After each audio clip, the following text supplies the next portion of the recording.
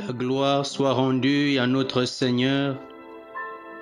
Pour ce jour nouveau encore, il nous rassemble. Alors, dans la joie de retrouver notre Maître, notre Seigneur Jésus-Christ, nous sommes rassemblés au nom du Père et du Fils et du Saint-Esprit. Amen. Gloire à toi, Père éternel, Dieu Tout-Puissant. Merci pour ce souffle de vie encore renouvelé en chacun de nous.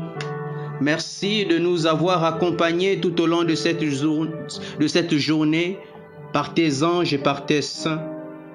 Merci Saint-Esprit de prendre encore le contrôle, de nous guider, de nous conduire.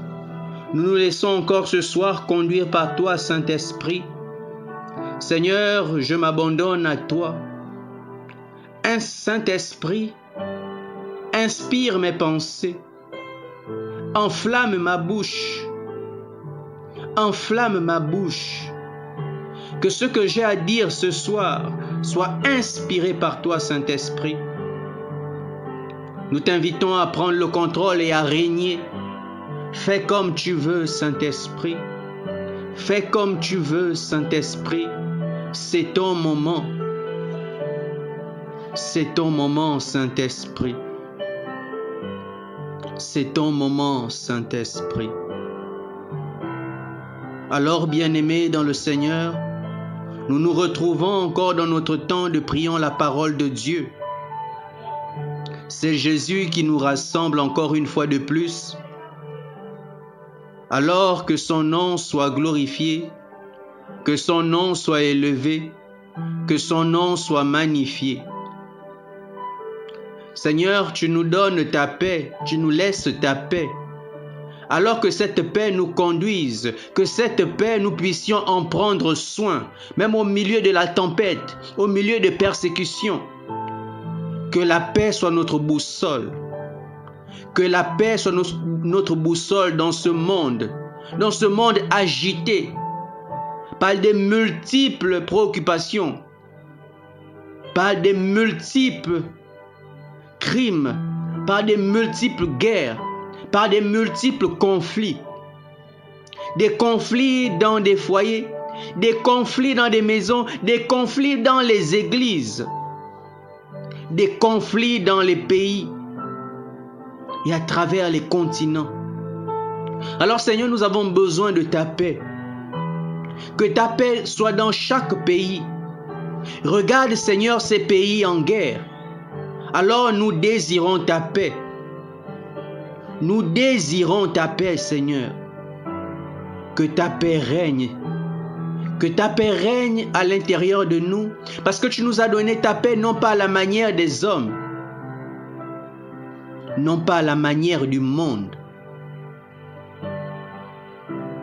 Mais la paix qui vient de toi. Une paix que l'on a au milieu des tempêtes. Non pas une paix que l'on choisit, non pas une paix qui existe à la fin d'une guerre ou à la fin d'un conflit, mais une paix qu'on choisit même au milieu de la tempête, même au milieu des conflits. Que la paix soit notre boussole et que le Saint-Esprit vienne encore inonder notre cœur d'amour. Que nous soyons remplis d'amour pour nos frères, pour nos sœurs, remplis d'amour pour Dieu. Qu'avec zèle, nous continuons de le servir, alors que le nom du Seigneur soit glorifié. Alors, bien-aimés dans le Seigneur, nous poursuivons notre enseignement de Jésus, toujours dans l'évangile de Saint Matthieu, au chapitre 18, et ce soir du verset 21 au verset 35. Nous allons lire progressivement la parole du Seigneur pour entendre ce dont il veut nous parler ce soir. Et le Seigneur Jésus prend place pour nous parler du pardon. Pour nous parler du pardon. Nous avons réellement besoin, oui, d'être enseignés sur le pardon, mais nous avons besoin de pratiquer ce pardon. Que ce pardon ne soit pas une simple théorie, que ce pardon ne soit pas un simple enseignement, mais que ce pardon, nous puissions pratiquer cela au quotidien. Parce que c'est cela que le Seigneur attend de nous.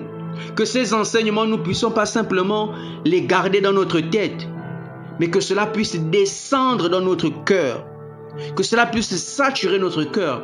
Et lorsque cela est rempli dans notre cœur, alors nous pouvons avec facilité pratiquer cela.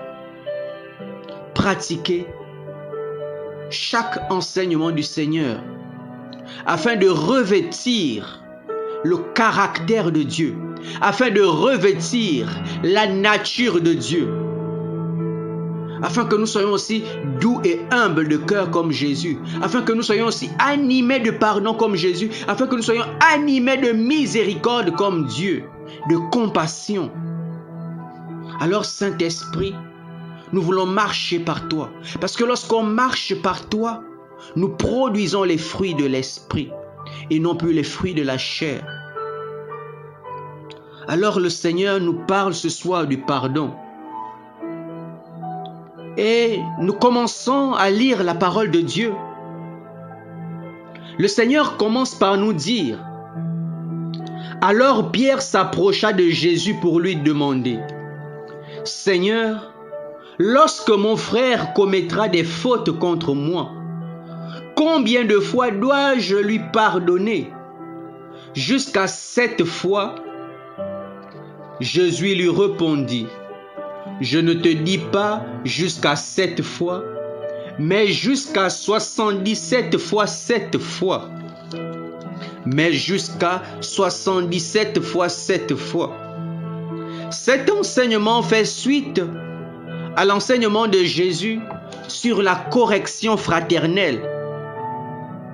Le Seigneur nous demandait déjà que lorsqu'un frère a commis un péché contre nous, il nous demandait d'aller vers ce frère, de parler à ce frère tête à tête. Et si ce frère nous écoute, alors nous avons gagné un frère. Si ce frère ne nous écoute pas, on appelle 3 autres. Si encore il ne nous écoute pas, on l'amène en communauté. C'est justement pour chercher à instaurer cette paix. Et le Seigneur va encore plus loin aujourd'hui dans ce pardon que l'on doit accorder à notre frère. Et c'est Pierre qui demande combien de fois il doit pardonner à son frère qu'il a offensé. Combien de fois nous aussi? C'est une question qui reste d'actualité. Combien de fois devons-nous pardonner nos frères et nos sœurs? Combien de fois? Le Seigneur nous dit 77 fois 7 fois. Parce que Pierre demandait jusqu'à 7 fois. Mais le Seigneur nous dit 77 fois 7 fois. C'est une façon pour le Seigneur de nous dire de continuer de pardonner à notre frère, à notre sœur. De toujours pardonner. De pardonner. Mais cela n'encourage pas, ce n'est pas une façon d'encourager la personne qui est dans la faute à rester dans la faute ou dans le péché. Mais c'est aussi de se convertir, d'accepter ce pardon de ce frère et de recommencer et de faire l'effort de changer. Ce n'est pas aujourd'hui d'avoir commis un péché sur un élément bien précis. Le frère te pardonne. Demain encore, tu recommences la même chose. Après-demain encore, tu recommences la même chose. Non. Si peut-être tu as commis une faute sur un élément, demain ça peut être autre chose. On est appelé à se parfaire. Mais on ne peut pas continuer à fauter de la même manière, sur la même chose. On ne peut pas demander au Seigneur pardon pour une chose et continuer et ne pas faire l'effort de changer. Alors nous sommes invités à faire l'effort lorsque quelqu'un nous pardonne, à nous aussi faire l'effort de changer, de se dire on m'a pardonné, tout comme le Seigneur nous pardonne, mais de se dire Je ne dois plus continuer sur ce chemin. Oui, le Seigneur nous invite à toujours pardonner, mais nous aussi, à qui on accorde ce pardon, on doit se dire que je dois faire l'effort de changer. De changer. Alors le Seigneur nous invite à un pardon continuel, à être miséricordieux. Ce n'est pas une affaire d'un jour, mais de tous les jours. Alors exerçons-nous au pardon. Il y a parfois des personnes qui sont dures, qui ont du mal à pardonner. Et les gens disent que l'erreur est humaine et le pardon est divin. Mais le pardon est humain. Bien-aimés dans le Seigneur, le pardon est humain. Alors sachons nous pardonner les uns les autres. Alors, pardonnons, pardonnons, pardonnons encore et encore. Mais aussi nous qui sommes en faute, sachons reconnaître notre faute et cherchons à changer. Ce n'est pas parce que le Seigneur a dit qu'on doit pardonner continuellement qu'on va maintenant s'asseoir dans la faute. C'est comme aussi quand le Père nous pardonne, lorsqu'on va se confesser, lorsqu'on va demander pardon au Seigneur. On doit faire l'effort de ne plus recommencer. Si tu as demandé pardon, Seigneur, pour cette vie d'impudicité, alors tu dois faire l'effort de sortir de cette vie. Ce n'est pas parce que le Seigneur est miséricordieux que tu vas continuer à être dans cette vie de péché. On dit que le Seigneur est lent à la colère. Il est lent à la colère. Alors si les hommes qui sont parfois rapides à la colère, il les incite à pardonner, c'est qu'il y a parfois aussi des limites. Il faut parfois aussi savoir pardonner, mais lorsque quelqu'un continue dans la faute, savoir prendre les distances. Pardonner dans son cœur, mais prendre parfois des distances. Parce qu'il faut aussi se préserver, s'éloigner du péché, s'éloigner de tout ce qui ne participe pas à ta paix, à tout ce qui peut te faire tomber. Parce que bien aimé dans le Seigneur, lorsqu'on reste aussi trop en contact avec quelqu'un qui ne veut pas changer, alors on peut être emmené à épouser cette nature. Mais on peut pardonner quelqu'un tout en gardant sa distance. Oui, le pardon ne veut pas forcément dire recréer l'intimité. L'intimité se mérite. Parce que même avec le Seigneur, il faut cultiver l'intimité pour qu'il nous parle tels des amis. Alors le Seigneur poursuit en disant, « Ainsi le royaume des cieux est comparable à un roi qui a voulu régler ses comptes avec ses serviteurs. Il commençait quand on lui amena quelqu'un qui lui devait 10 000 talents, c'est-à-dire 60 millions de pièces d'argent. Comme cet homme n'avait pas de quoi rembourser, le maître ordonna de le vendre avec sa femme et ses enfants, et tous ses biens en remboursement de sa dette. Alors, tombant à ses pieds, le serviteur demeurait prosterné et disait, « Prends patience envers moi, et je te rembourserai tout. » Saisi de compassion, le maître de ce serviteur le laissa partir et lui remit sa dette. Alors on voit ce roi qui appelle tous ses serviteurs qu'ils doivent. Alors ils doivent payer leurs dettes. Il faut s'acquitter de ces dettes, c'est important. Il faut s'acquitter de ces dettes. Sinon on reste esclave de la personne à qui on doit. En tant qu'enfants de Dieu, nous devons nous efforcer de régler nos dettes. Des enfants de Dieu qui continuent à contracter des dettes et sans pouvoir s'acquitter, bien aimé dans le Seigneur. C'est une faute, c'est un péché. Parce que même cet homme qui te prête, qui te donne de l'argent, qui te dépanne, ne saura plus t'aider. Tu vas même mettre de l'aigreur dans son cœur. Alors nous sommes donc invités à rembourser la dette. Et on voit que ce serviteur n'avait pas de quoi rembourser. Et le roi il ordonne à ce qu'on vende. Il est dans son droit parce que ce sont ses esclaves. Qu'on vende sa femme et ses enfants pour rembourser ses biens. On va se dire que ça va trop loin. Mais c'est ici un enseignement poignant pour nous demander, pour montrer combien de fois nous devons nous acquitter de nos dettes. Sinon nous demeurons esclaves. Nous sommes donc à la merci de ce que nous devons. Alors on voit que le serviteur, n'ayant pas de quoi rembourser, il implore le pardon. Il implore la patience du maître pour l'accorder encore de temps pour pouvoir rembourser. Alors le maître prit de compassion. Il est pris de compassion, de pitié pour son serviteur. Alors il le laisse partir et lui remet sa dette. Il ne cherche même plus à rembourser parce qu'il est pris de compassion. Il dit, c'est bon, je peux partir. Et on voit ici la miséricorde de ce roi. On voit ici le pardon de ce roi. Il pardonne à son serviteur parce qu'il s'aperçoit qu'il ne peut pas rembourser. Mais justement, c'est aussi à cause de l'attitude de ce serviteur. Il s'est prosterné et a supplié. Et le roi, en voyant cela, il a été pris de compassion et il a pardonné. Il a pardonné en ne cherchant plus, ne disant pas comme le serviteur a proposé que je vais te rembourser prochainement. Mais il a remis sa dette. Alors il ne doit plus.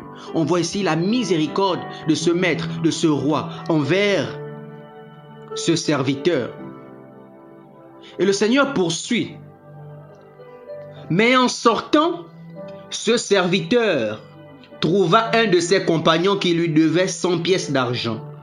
Il se jeta sur lui pour l'étrangler en disant « Rembourse ta dette !» Alors tombant à ses pieds, son compagnon le suppliait « Prends patience envers moi, je te rembourserai. » Mais l'autre refusa et le fit jeter en prison jusqu'à ce qu'il ait remboursé ce qu'il devait.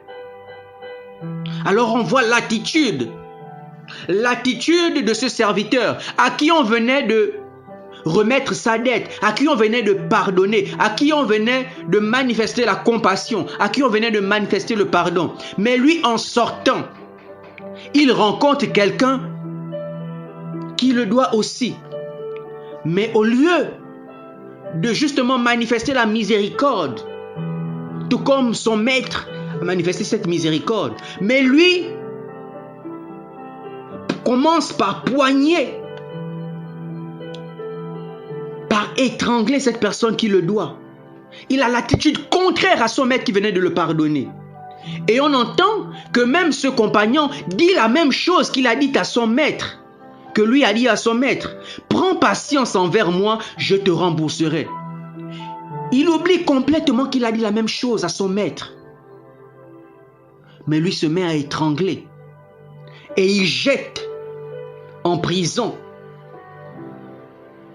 ce compagnon parce qu'il n'a pas remboursé. Alors que lui, son propre maître ne l'a pas jeté en prison. C'est voir combien de fois le Seigneur nous pardonne, mais nous sommes durs pour pardonner à notre frère, à notre sœur. Nous à qui on pardonne, nous sommes fermés à la miséricorde. Nous n'arrivons pas à pardonner aux autres. C'est vraiment l'attitude que nous avons. Le Père nous pardonne tous nos péchés, mais nous n'arrivons même pas à pardonner à nos frères, à nos sœurs. Quelle sorte de chrétiens sommes-nous? Sommes-nous véritablement des enfants de Dieu qui allons implorer la miséricorde de Dieu et il nous pardonne, il nous fait grâce, il nous bénit même. Mais à notre tour, nous avons du mal à pardonner à notre frère, à notre sœur et à les bénir. Cette parole nous interpelle. Et la parole poursuit en disant, ses compagnons voyant cela furent profondément attristés et ils allèrent raconter à leur maître tout ce qui s'était passé.